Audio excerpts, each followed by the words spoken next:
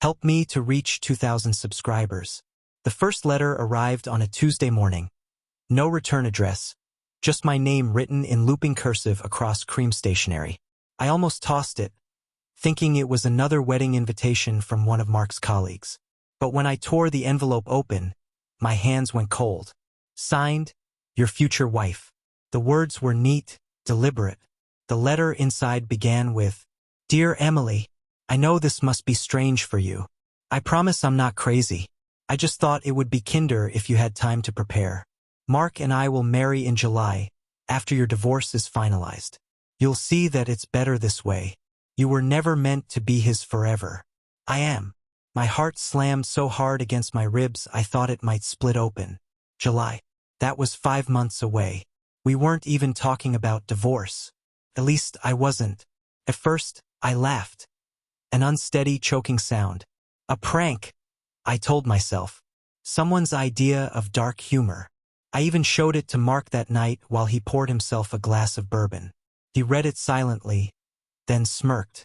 That's creepy. Probably some scam or jealous patient. Mark was a trauma surgeon, brilliant, composed, the kind of man who made chaos look elegant. Women noticed him. I'd always noticed that they noticed. I'll call the police, he added, folding the letter neatly before tossing it into the trash. Don't let it get to you. But it did.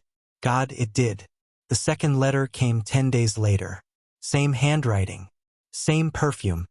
Something floral and expensive, lingering like a memory I couldn't quite place. This time, the tone was different. He's already thinking about me, Emily. You've probably noticed. The distance. The silences. He feels guilty when he's with you.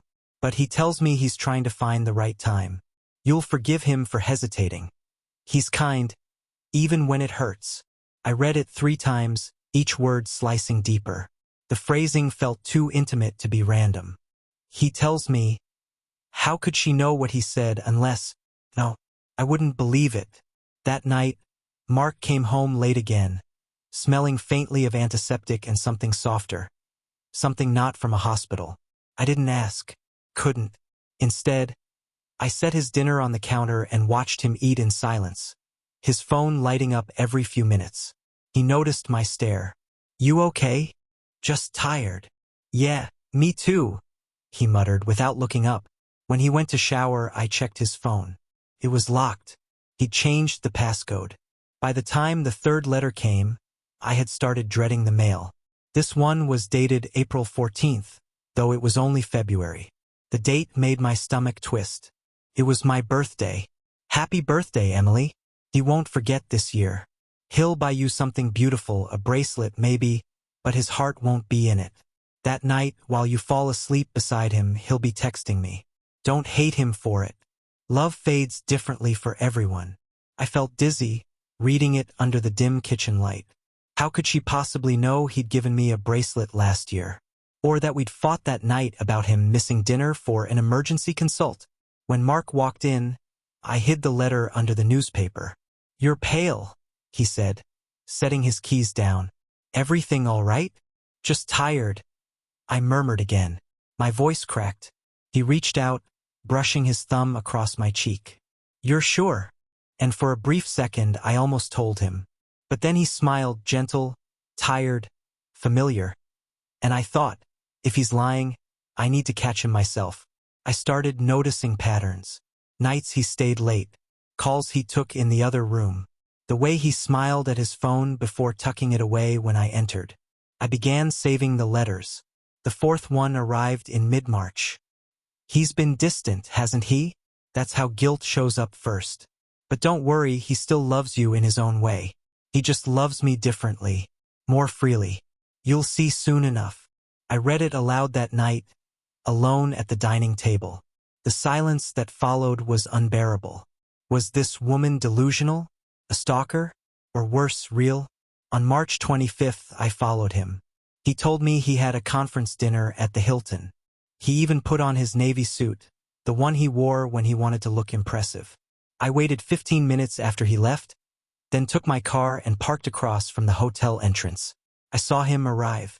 I saw him check his phone. And then I saw her, A woman with chestnut hair and a red coat stepped out of a taxi, smiling as if she'd been waiting her whole life for him. She didn't look like a stranger. She looked like a secret that had been living in my house. Mark's face softened when he saw her. So tenderly it felt like a betrayal all by itself. He touched her back as they entered the hotel, a gesture I knew by heart. Couldn't breathe. My chest burned as if the air had turned to fire. I didn't confront him that night. I drove home and sat in the dark until dawn. When he came home the next morning, I had the letters spread across the table. He froze seeing them. For a moment, the confident doctor vanished. "What is this?" he whispered. "You tell me."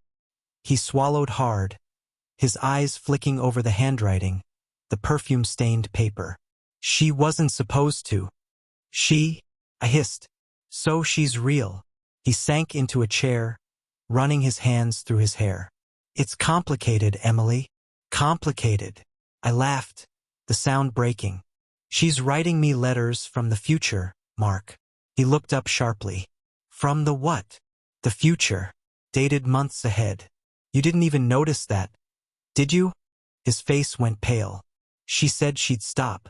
She promised." "Who is she?" His voice was barely audible. "Her name's Lila. She used to be my patient. She became obsessed. I ended it months ago." "Then why were you with her last night?" He didn't answer. His silence was answer enough. I left the house the next day, checked into a small motel by the highway, the kind where no one asks questions. 2 days later, the final letter arrived, forwarded by the post office. The envelope was black this time, the handwriting more hurried. "I told you, Emily. July was never meant to be yours. He's mine now. You'll see our wedding announcement soon. Please don't make this harder for him. He's not as strong as you think." I crumpled the letter, but something slipped out of the envelope. A photograph. It was Mark, in a tuxedo, smiling, standing beside Lila, in a white dress. And the date printed at the bottom? July 12th, 2025. My blood turned to ice. That date hadn't come yet. 3 months later, Mark died in a car crash on July 11th, the night before that date. They said he was driving to meet someone. The police found a bouquet of white lilies on the passenger seat. At his funeral, a woman in a red coat stood at the back. Chestnut hair, calm, almost serene. When our eyes met, she smiled faintly. Then she slipped an envelope into my purse as she passed. When I opened it later, there were only 6 words inside. "You changed the ending. Thank you." And it was signed again. "Your future wife."